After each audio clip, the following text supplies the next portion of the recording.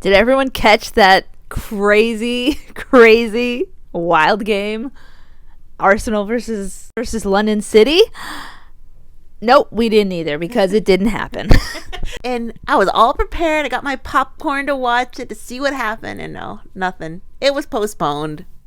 Sadly. So that's what we're going to talk about today. 3 short stories. Timestamps down below. We've been doing some pretty long videos, but I think this one's going to be pretty short because we're just going to talk about 3 quick things. We'll read a little statement about what happened about the game today. Arsenal's Conti Cup quarterfinal against London City Lionesses at Prince's Park has been postponed due to a waterlogged pitch. Heavy rain fell in Kent overnight on Tuesday, and though that rain stopped at around 4:30 on Wednesday, the pitch has been deemed unplayable. The tie is now likely to take place next Wednesday evening, though this is still to be confirmed. So, I mean, that's pretty much what happened. No game today. Just some wild things actually happened. The one thing I will say before we go on the next thing, they make the decision. They want to make sure the pitch is ready to play. But I'm always confused sometimes about soccer, how sometimes they decide to play and how sometimes they decide not to play. Because we've seen games where it's really raining, like really raining hard. And then there's some games where the pitch isn't playable and then they call it off. So, because I know in baseball, I bring up baseball a lot. In baseball, you pretty much, if it starts raining, you can't really play the game because the infield gets really wet and muddy. And in American football, NFL, they pretty much play in anything. So soccer is kind of weird. They really have very there isn't like a baseline, no rain. You know what I mean? So I do think that is interesting. But also, right after it was announced that the game was being postponed because of the pitch, they actually fired their manager and their assistant manager. Oh my gosh, is it because of the field? No. Was it a coincidence? What are the odds? London City Lionesses can confirm that we have today parted company with the head coach Carolina Morris and assistant coach Nicola Williams. So was this a coincidence? Were they waterlogging the pitch themselves because they knew they were going to get fired? Really? Is that a theory? Say, yeah. Oh, that's good. I got some sprinklers, got some hoses, and low-key, high-key waterlogged it. Someone on Twitter says, "Is that why you canceled the game last minute?" And then someone else says, "Bit of a dramatic fallout over the waterlogged pitch." And then another person says, "Found out who flooded the pitch." So that was kind of wild. Was it a coincidence? Maybe yes, maybe no. Did it all have to do with one another? Possibly. The timing is very strange, I will say that. Then they just got new ownership. The owner of Washington Spirit, Michelle Kang. So hopefully there's a lot of improvements happening over there, or differences. Like crap, she must be rich. I know. Like rich. But also there is another suspect to the waterlogged pitch. Let's hear the theory. Well, I'm just looking at the memes, but the suspect possibly is someone called RUESHA Littlejohn. I'm looking at the memes on Twitter. God, the internet is a beautiful place. This one says, leaked footage of RUESHA last night. And RUESHA Littlejohn spotted at Prince's Park this morning. And you can see her clearly on the pitch. Yes. There's some hardcore evidence here. Yes. It's like Clue. It's like the movie Who Did It or whatever. So is it the manager or is it RUESHA? Because I can actually see either. Where in the world is Carmen Sandiego? Where in the world is RUESHA Littlejohn? She was on the pitch. And she goes, speaking about the cancellation. I just really didn't fancy it tonight. So she posts a little promo here for her podcast and then says, live tomorrow at 6 p.m. unless Cass waterlogs the studio. So we will find out more details tomorrow. Her and her sister have their podcast tomorrow that goes live. So our video will probably go out after that, how long it takes me to edit. But yeah, so I think that's hilarious. But RUESHA finds a joke in it. And does this mean RUESHA might play in the game? Probably not, because her training schedule still seems the same. On Wednesdays, she's not playing midweek games. So she probably still won't play. I want her to play. I want to see. I still want to see the fireworks, but we'll see. Yeah, Sarah, there's no fireworks to be seen here. Okay, it's not 4th of July. No. I know, I'm hyping it up. So that was that. So no game in the Conti Cup. But we did see this. Rachel Daly, she has been suspended for 3 matches for violent conduct. We're going to read a little bit from this article, but then we're going to talk about it just a little bit. Rachel Daly, Aston Villa forward, handed 3-match ban for violent conduct. Aston Villa forward Rachel Daly has been handed a 3-match suspension. Daly admitted a charge of violent conduct. She appeared to catch Bristol City captain Megan Connolly in the face with her arm in Villa's 2-2 draw on Saturday. Everton and manager Brian Sorson also charged by the FA. Her behavior during the 39th minute wasn't seen by the match officials at the time, but it was caught on camera, and the FA alleged that it constitutes violent conduct. Rachel Daly subsequently admitted this charge and accepted the automatic penalty for violent conduct. So that happened last weekend on the Saturday, and it just came through, I guess, yesterday. So I saw the video. It didn't look good. It looked pretty violent. And, you know, she just looked frustrated out there. And you definitely saw her give the elbow to Megan Connolly. And the one thing I do feel bad about Bristol happening, I'm going to read this comment, but I thought this was a good point.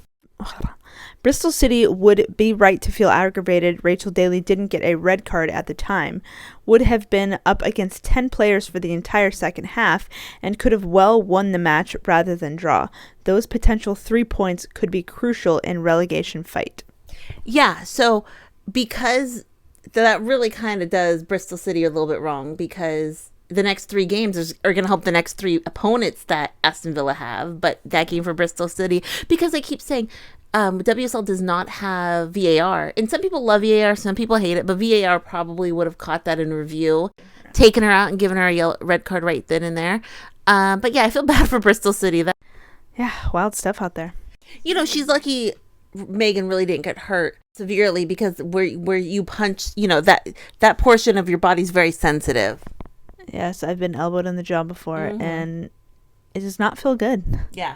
That's what a lot of people are saying, that kind of even in comparison to Lauren James, where the things that she did was frustrating, but stepping on Michelle Aluzzi and when she stomped on Leah Volti's foot, that definitely was not good.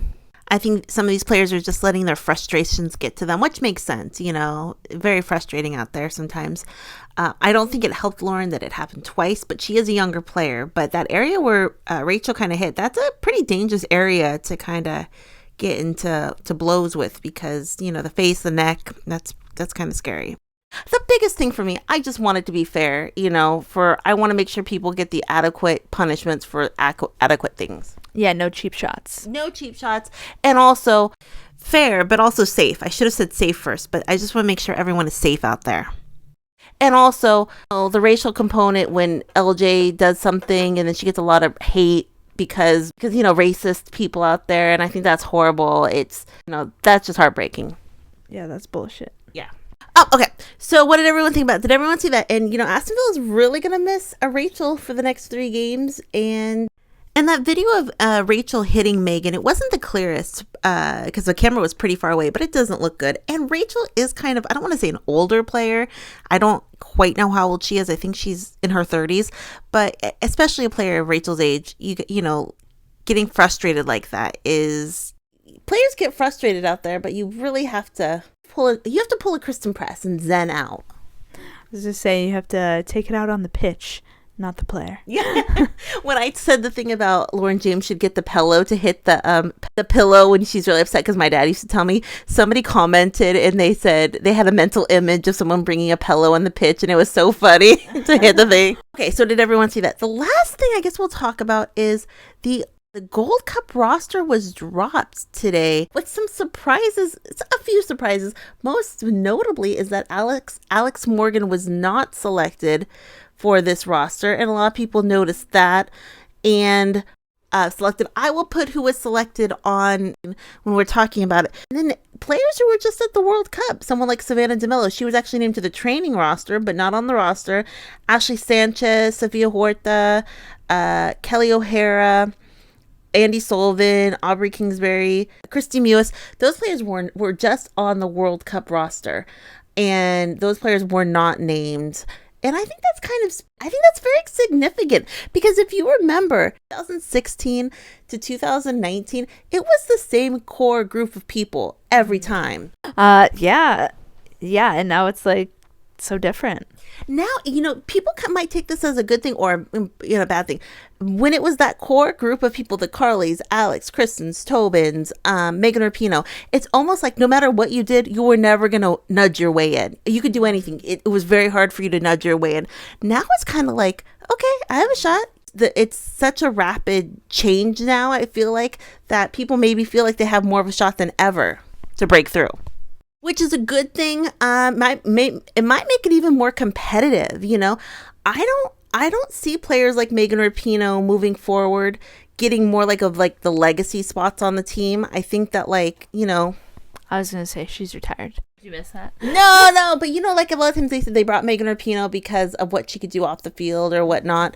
But I just think it's so competitive now. Yeah, but Alex Morgan, then I read a couple comments saying there's no way Alex Morgan's going to be left off the Olympics roster. But I'm just like, if Emma Hayes doesn't see what she needs in Alex Morgan won't be there. I do think Alex Morgan's going to be there. But if Emma Hayes doesn't see what she needs, she's not going to be there. Yeah, it's so interesting what new coaches look for and what they see and what they don't see.